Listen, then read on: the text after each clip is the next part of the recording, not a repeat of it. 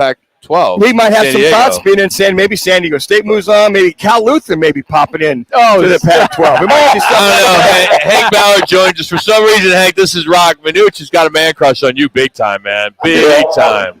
You're my man. Come on, Kingsman. There you go, man. Let's go, Kingsman.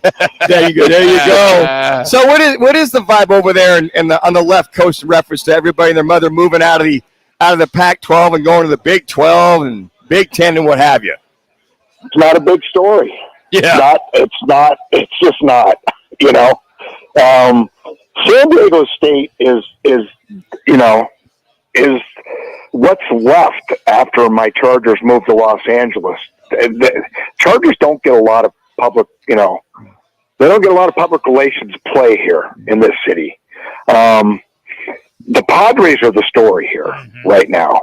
This has become a Padres town. It's baseball season. So really there's not a whole lot of talk about the Aztecs. Not to say the Aztecs aren't loved, but and they've got a great program. I love what they've done there, but I don't know. They've been talking about it forever. They move up in conference. I think they can compete. I do. I think they've got the athletes to compete.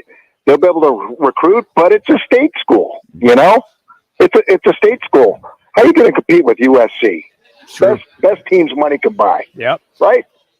I mean, where do all these coaches where do the programs get all their money from? All these SC has such an incredible alumni network, right?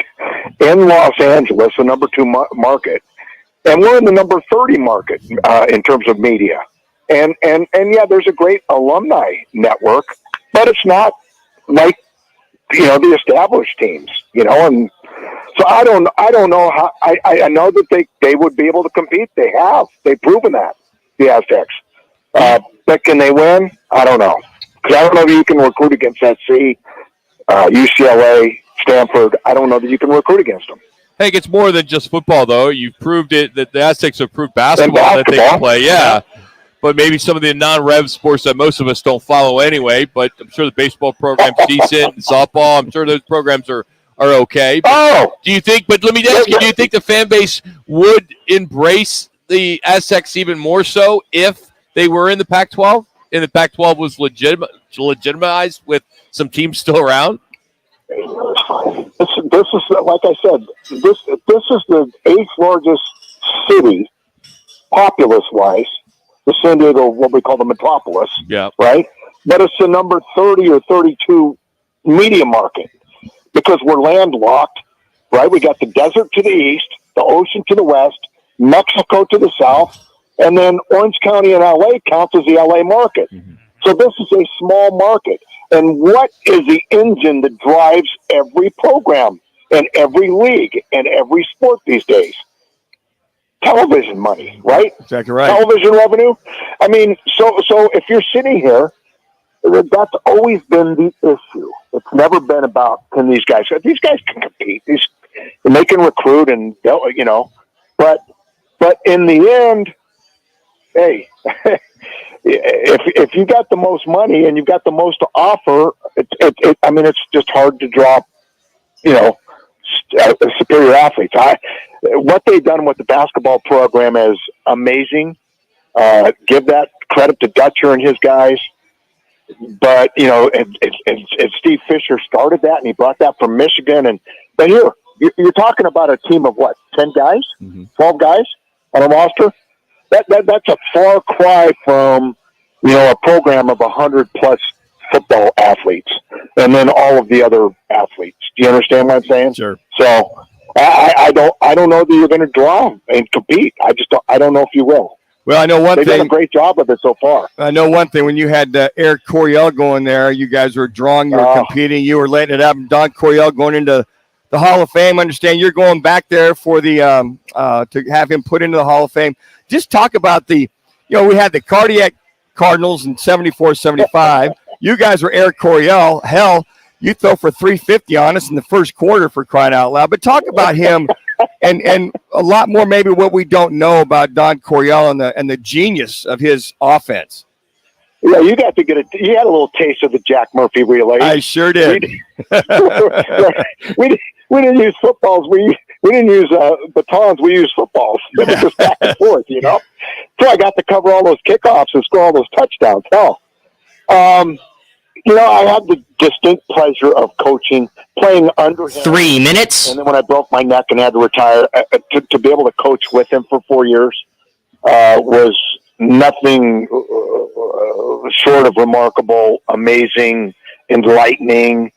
I think the one word I can use for Coach Coryell, who, by the way, is he was the only one at the time, I'm sure there's been a couple others, only person to have 100 wins in college D1 and 100 wins in the NFL. That's a great career, you know. There are people that are saying, well, maybe he shouldn't be in because he didn't win the big one. Well, I think there's too much put on winning Super Bowls. And I'm talking about players. I think that there are players in the Hall of Fame. I know that there are players in the Hall of Fame that can't hold Ed White's jock. And Ed White's not in the Hall of Fame. And he played in 4 Super Bowls and lost 4 with Minnesota. And then we got to 2 championship games and we didn't win one. But I think 2 minutes a lot of weight put on Super Bowls. And the fact that we never got to one, Don never got to one, it took too long for him to get in.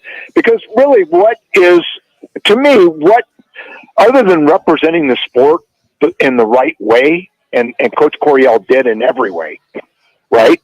It's your impact on and influence of the game, correct? I'm good with that. Who impacted the game more than Don Coryell? Oh my gosh! Who, by the way, I don't know. There was this little junior college named Ellen Hancock Junior College he started coaching at, and I don't know. He started the coaching career of a couple guys named John Madden. Yeah. Remember him? Yep, sure. Yeah, and he got him started in coaching. He got Joe Gibbs, who played for Joe. He played for Don at San Diego State. Got him started in coaching.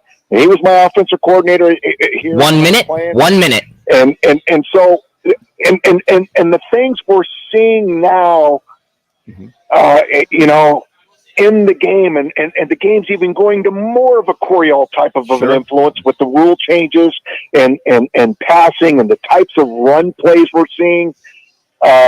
His influence and everybody's taking stuff that he came up with. He was the first guy to bring it to the National Football League, and so his influence on and impact was, I think, very, very underappreciated and understated for too long. And I am so happy to have that reunion. I'm going tomorrow, and I'm just in and out. Going tomorrow, going to be there for the ceremony.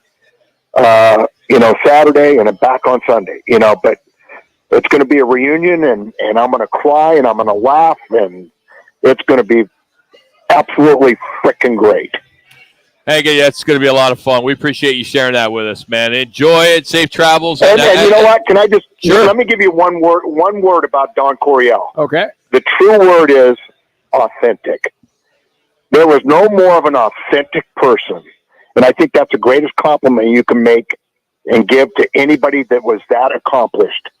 And it was never about him. It was authentic. He authentically loved the game, respected the game, loved his players, loved to create. And let me give you one quick story. There's nobody like him. They broke the mold. You always hear about the crazy geniuses.